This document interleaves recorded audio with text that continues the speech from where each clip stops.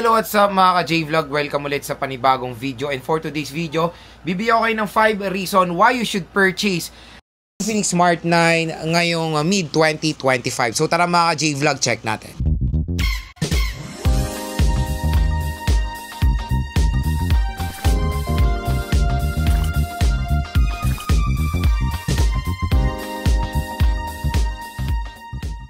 And mga ka-J-Vlog, shoutout sa mga nakanood ng ating unboxing, review, and game test sa Infinix Smart 9 last year. So ngayon, nag-decide ako, why not gumawa tayo ng 5 reasons? Kasi yan yung yan yung mas pinapanood ngayon sa channel natin, 5 reasons why you should purchase this certain device. So ang topic natin today is Infinix Smart 9, 5 reasons why you should purchase the Infinix Smart 9 ngayong mid-2025. So again, wala pa naman pong successor ang Infinix Smart 9.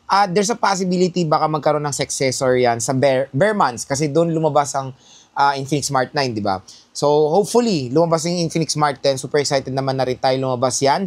Pero this time, still available pa rin siya sa market. Kaya ito muna po ang ating itatopic. Kung interested kayo sa Infinix Smart 9, i-click nyo na lang po yung basket dito sa description box para ma-redirect kayo sa below SRP na Infinix Smart 9 dahil dyan po tayo bumili ng mga mura nating mga devices. So again, nandito lang yan sa shopping bag, yung link ng Infinix Smart 9 or nasa description box. Kayo na bahala kung saan nyo gusto. Usapang SRP muna tayo. So ang SRP ng Infinix Smart 9, last year po ito, meron din lumabas sa Infinix Smart 9 HD pero hindi naman sila ganun nagkakalayo kaya we'll stick to the Infinix Smart 9. So, ang SRP niya, last year is 3GB64 for 3,999. Tapos, naglabas din si Infinix ng 4GB 128, I think, for 4 Plus. Pero again, check natin siya sa online. 3GB64 ngayon, mga ka-J-Vlog, still nasa 39 pa rin. Pero, makuha nyo siya ng 37. Pero, ito yung maganda dito. Hindi pala 4GB 128. 3GB 128 ang available for a price na na 39 or below 37. For 280 yung SRP niya last year for the 3GB 128. Ngayon is nasa 37 na lang siya ngayong mid-2025. Kaya kung makuha niyo to ng below SRP, i-click niyo na lang po yung link dito. Again, mga ka-J-Vlog, there's a possibility na iba po ang price niya sa mall. Kaya nagbibigay tayo ng mas murang mga link para ma-redirect kayo. Kasi alam ko marami pa rin natatakot bumili online. Kaya nagbibigay po tayo ng link dito sa video para tiwala kayo ay dito po bumili si J-Vlog. Kaya tiwala tayo dito sa shop na to na dumating yung kay J-Vlog ng okay naman. Wala namang any discrepancy. Pero again mga ka-J-Vlog, marami pa rin magiging discrepancy yan. Lalo sa delivery. Bumili kayo sa online pero okay yung seller. Napadala niya yung maayos. Meron discrepancy sa delivery. Kaya again, while receiving the package, ganito rin naman ginagawa ko. Pagka-receive ko ng package, video ko. At kung sakaling walang laman, may mapakita tayo sa online platform na binilan natin as a proof na wala talaga laman. Pero so far, 5 years na akong order online ng mga smartphone devices. Super expensive pa nga ng mga iba. Dumadating naman po yan ng buo or walang kulang. Kumbaga, let's face the reality na mura talaga sa online mga J-Vlog. At tiwala naman tayo basta doon tayo sa legit seller bibili. Next reason, chipset. Chipset niya is the MediaTek Helio G81. So yung G81 for a price tag na 3,000 to 4,000 pesos, napakasulit niyan mga J-Vlog. So GPU niya is Mali G52 MC2, hindi naman sila nagkakalayo sa GPU ng Unisoc Tiger series na merong Mali G57 MP1. So yung G52 MC2, hindi sila nagkakalayo ng performance ng GPU na G57 MP1. Kaya when it comes sa gaming, nakapag-try naman na rin tayo ng several games dito sa Infinix Smart 9. Nakakapaglaro naman tayo ng ML COD. Kayang-kaya naman yan. Pero again, pag gagamitin nyo sa gaming, manage your expectation sa RAM. Kasi yung RAM neto, 3GB lang ang physical RAM niya. Meron tayong nakikita sa mga pagbinili natin to, a total of 8GB of RAM, a total of 6GB of RAM, di ba? Pero in reality, 3GB lang po ang RAM talaga ng device na yan. So wag po kayong malilin lang sa box ng Infinix Smart 9, even sa mga ibang transyon or even sa mga ibang brands na nakalagay malaki yung RAM. Tapos nakita nyo doon sa maliit na baba ng RAM, nandun yung total of RAM, di ba? 3GB plus 5GB, ganyan yung minsan, di ba? So, parati nating isipin na ang pinaka-importante lang is physical RAM. So, again, okay yung chipset niya for its price na 3,000 to 4,000 pesos.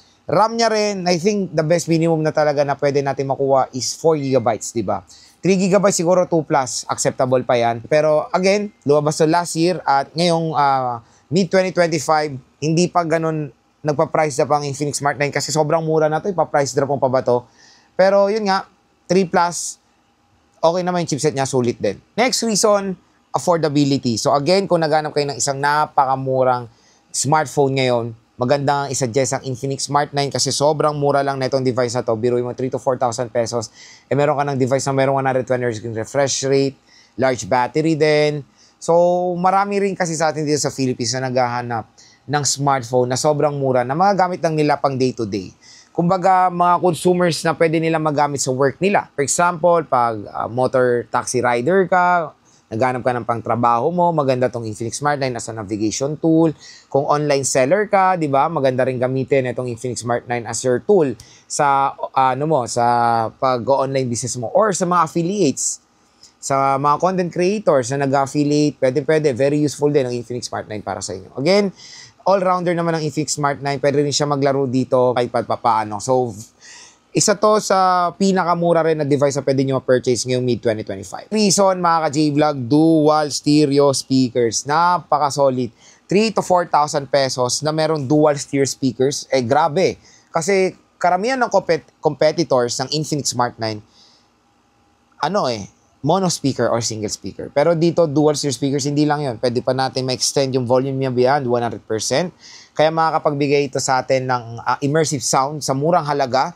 Perfect na perfect yan pag maglalaro kayo or manonood, di ba? At ang pinaka-last reason why you should purchase the Infinix Smart 9 is the battery, of course. 5,000 mAh na removable battery capacity for its price tag is okay. Napakakunat. Na-try ko na rin syempre ang Infinix Smart 9. Makunat din naman ang battery niyan. Syempre, yung Infinix Smart 9 ko ngayon is binigay ko sa daddy ko, okay naman. Tinanong natin yung performance niyan.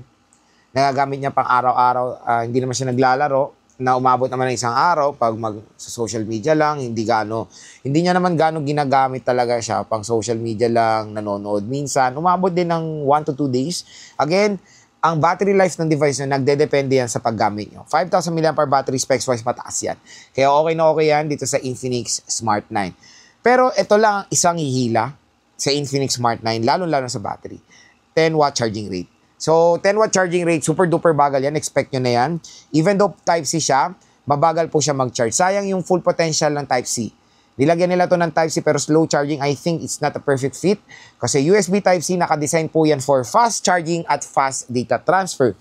Kumbaga, naging reversible na lang ang purpose ng Type-C sa Infinix Smart 9 kasi kung gaano kabilis mag-charge ang micro USB, ganun din po ang USB Type-C na makikita natin sa Infinix Smart 9. So yun mga ka-J-Vlog, ang ating 5 reason why you should purchase the Infinix Smart 9 ngayong mid-2025. Again, this is an Android Go Edition device pero hindi mo ma-feel yung pagka-Android Go Edition niya kasi naka-MediaTek Helio G81 siya.